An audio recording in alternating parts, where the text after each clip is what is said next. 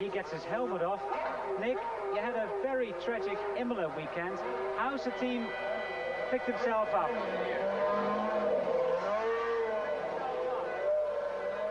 Well, obviously it's been very difficult after Imola. We're a young team. I'm a young guy, and we've been okay. I mean, the guys had a very difficult first week. We just had to get on with the fact that we're a racing team, and that's what Roland would have wanted. So we're doing the best we can, really, but it's been very difficult. Thank you very much, and the best of luck for the future. David, 22nd on the grid, but this Grand Prix is basically all about getting around the first lap and then see how it goes. Yeah, it is. It's very tight when you get down there, but everyone's been told to take it fairly easy, and I think it's important you get through and try and finish the race, because anything can happen in this race. What's that wrist support on your hand? It's just a little bit of an elastic thing, which actually helps as far as cramps and all sorts of things. So it's not necessary for the gear shift. I still haven't got a blister yet. Okay, well, good luck in this Grand Prix. Back to you, John. All the drivers going to the front of the grid, John, to go to the pole position, which is being kept free out of respect for Ayrton and Roland. So all the drivers gathering at the front of the grid at the moment. Well, looking in at the Ferrari with the engine cover, and you can see that trunk, which is just behind the driver's head, leads into the engine. That's one of the areas where we may well see change in the forthcoming Grand Prix. That's the air intake into the airbox, and you can see that light colored object on top of the engine.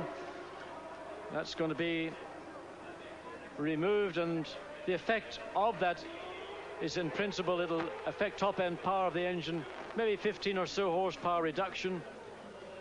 Down the bottom end, of course, it probably doesn't have the same effect. The ram of air going into the intakes, very much less, but it's a way of, let's say, stabilizing the horsepower. There are other longer term thoughts in mind. Some of them relate to fuel, and in fact, just interesting little fact that came out over the weekend was that the fuel that, let's say, a Ford HB engine started 93 with, compared to what people like Minardi or Arrows or other Ford HB users are using, has gained them something in the region of 30 or so horsepower. Now that's an awful lot of horsepower to get from fuel. John, I'm here with Damon Hill, the front of the grid. Damon, you were quite a long way off at the start of the weekend, but it's sort of getting quicker and quicker. Yeah, that's right. I obviously there was a lot of pressure this weekend, and it was difficult working with only one car, but I think that it's the way to approach Monaco is to, you know, there's two ways. You can attack it and pray, or you can take it step by step and hopefully do a 100% job. Did you have a long discussion about what strategy and how many stops, or was it simple? Yeah, we do all that, yeah. Okay. Well, good luck with it anyway. Sean Alesi. Sean? Oh, he doesn't want to talk to me, so back to you, John. Thank you, Allard. Well, Damon is forthcoming as Mika Häkkinen was this morning, and I'm afraid that is the name of the game. Well, in fact, very many supporters around the circuit for Gerhard Berger. And there in picture, Niki Lauda. He's the man that is effectively going to head up the revised Grand Prix Driver Association. He's going to be the spokesperson for the drivers, and well, a number of faces there we recognize. Johnny Herbert, of course, Rubens Barrichello in his return to Grand Prix racing after that shocking looking accident on Friday when he took off over the curb, and fortunately sustained very light injuries, and delighted to see him back in his Jordan.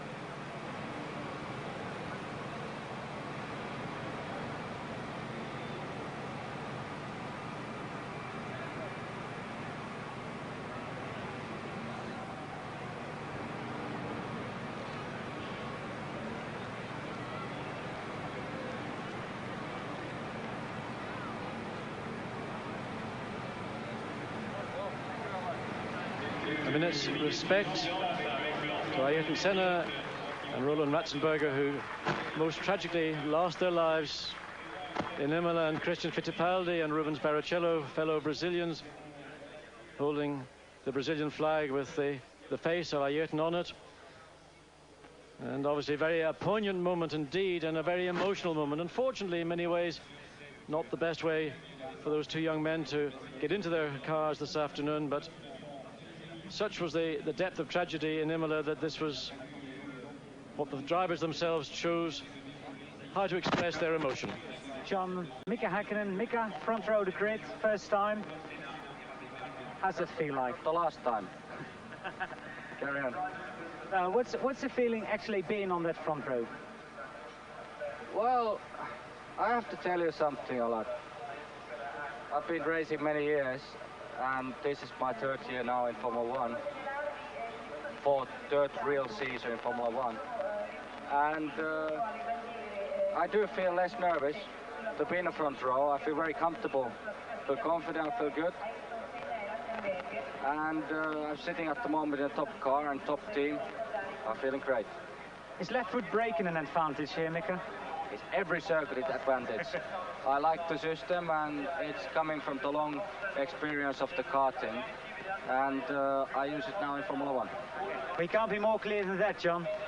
Well, Mika was certainly positive to us this morning, and in fact the left foot braking technique that he has helped develop within his McLaren certainly seeming to pay dividends for him, though talking to him this morning and reminding him of his approach into the Mirabeau corner, he for sure was late on the brakes, but all the karting experience that he has had, and in fact the majority of drivers now of this generation, and we're seeing a new generation, a new breed of drivers coming into Grand Prix racing, have come through karting, and the experience and the, if you like, the ability to adjust to left foot braking without thinking about it may well be, as Mika says, a big advantage.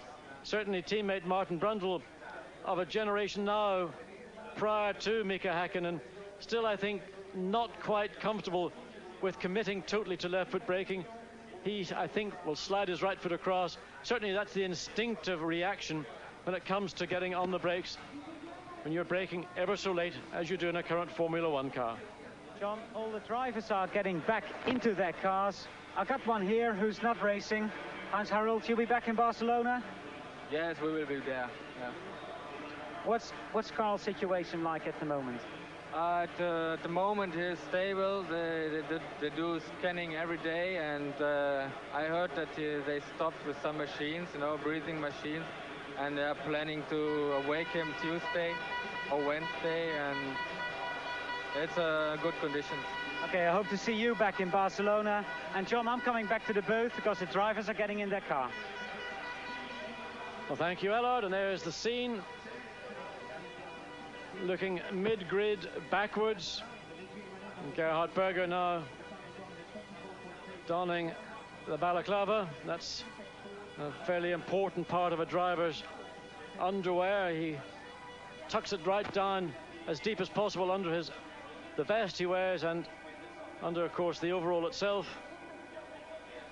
And when you see the amount of clothing that a Grand Prix driver wears today and the conditions in which he has to work, well, it's no big surprise. Well, two friends, Alain Prost, now a consultant for Renault, and Jean-Pierre Jabouille, who is sporting director at Peugeot, saying hello. And of course they've known each other a very long time indeed, and well, I wonder what the words that they were passing between one another. Of course, Prost, now a consultant to Renault after his retirement at the end of the 93 season, world champion once again.